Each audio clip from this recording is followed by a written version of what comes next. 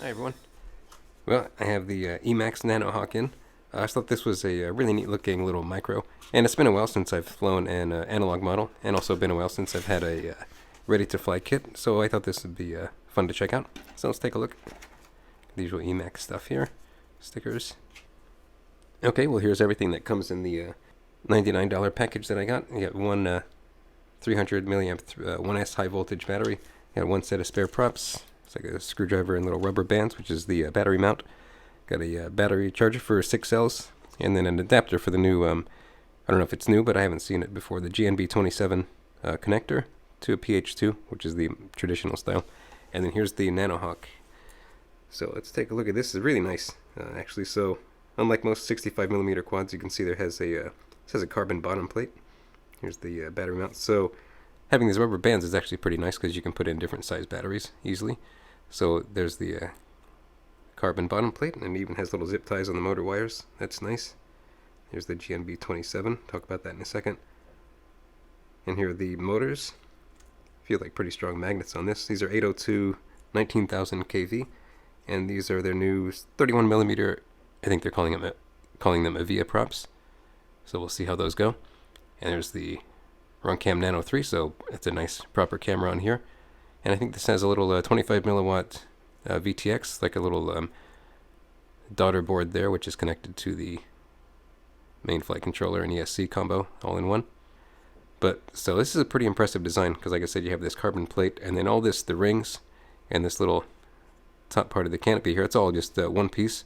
Pretty sophisticated molding there, polycarbonate, very flexible, and I don't think you'd ever break this in any kind of normal crash. Probably if you stepped on this, you could break it, but I think in normal flight, it's going to be totally fine. So it's just 3 pieces. There's the carbon plate, this outer part, and then this top part is one piece, and then there's a little insert which is holding the camera. So quite an elegant design. Should hold up well. It's pretty impressive there. So yeah, so the kit comes with one battery, and which is unfortunate. Too bad it didn't come with more. And then 2 adapters for charging, and then, like I said, the charger.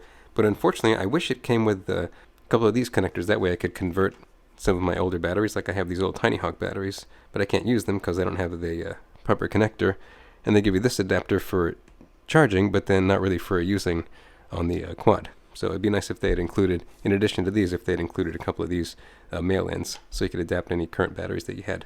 So I'd say that's a downside, kind of a nitpick, but it'd be nice if they had done that. But the quad itself, obviously, is quite impressive, and I think it should have good performance based on the specs and the lightweight, which might as well weigh it since we're here.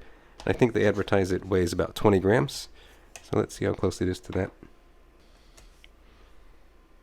Can you read it? It is 20.7, 20.79, 20.8, so almost 21 grams, so just slightly over the advertised weight, but still pretty good. And then with the 1S 300, it's coming in at 29.37, so basically 30 grams with the battery. So that's a good ratio. I think the battery is about 50% of the weight of the quad, and I like to use that guideline myself when I do even bigger micros than this.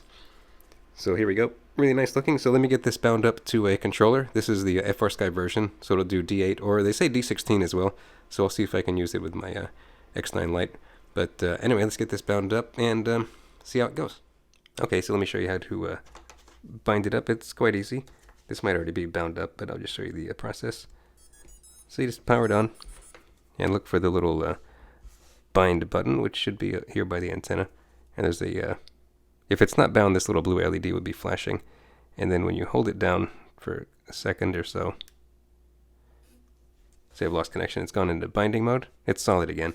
And then if you go into binding on the transmitter, so D8 mode. So now the light's blinking, which means it's bound up. So I'll power cycle it. And you can hear the buzzing, so it means it's gaining and losing a connection. Let me move the radio away a little bit, and we'll see if it arms on aux1. This is, I haven't done anything in beta flight, should be ready to go. So yeah, it does arm on aux1. I think the controls are correct. So yeah, so there, that's pretty easy. And I'm using the an old QX7. My first choice was to use the, let me unplug this. Yeah, my first choice was to use this X9 Lite, but I couldn't get it to bind up in D16 mode, even though in the instructions they say if you switch this in Betaflight to FrSky X in the receiver protocol, you can do D16, but I couldn't get it to bind up with the X9 Lite. And then my second choice was the little Beta FPV Light Radio 2, but unfortunately I have the yaw trim issue where it's not centered and I need to change trim in OpenTX, and unfortunately on my Mac I haven't figured out how to adjust the trim on this radio, so I wasn't able to use this, so I just had to finally dig out the old QX7 from the closet, and with the good old D8 it bound right away, no issues. So just keep that in mind if you're interested in this model. You might have issues with D16 or maybe trying to use this radio, unless you can adjust the trim easily in OpenTX. If you have a PC, I think it's pretty easy. But anyway, so now I have this bound up. Let me get it going in the goggles, and let's just do a little flight around the apartment.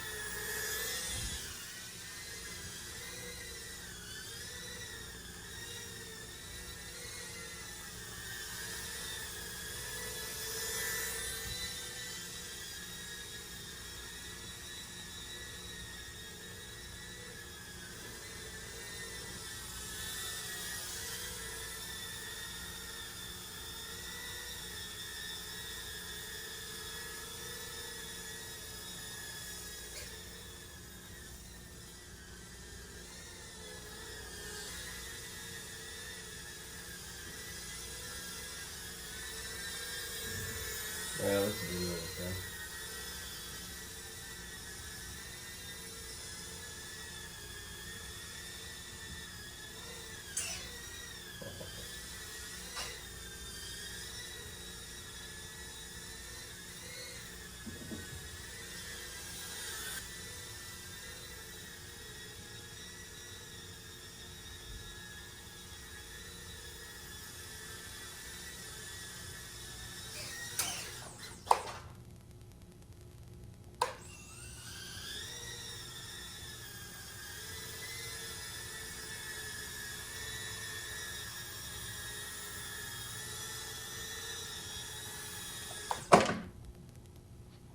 Okay, so these are my initial impressions after flying probably just about less than 10 packs through this indoors. It's kind of hard to fly more packs than that because it only comes with one battery, and I don't have any more of these connectors. That's probably my biggest nitpick with the kit as it comes, is that they didn't include more batteries, and or they could have at least included some more of these connectors.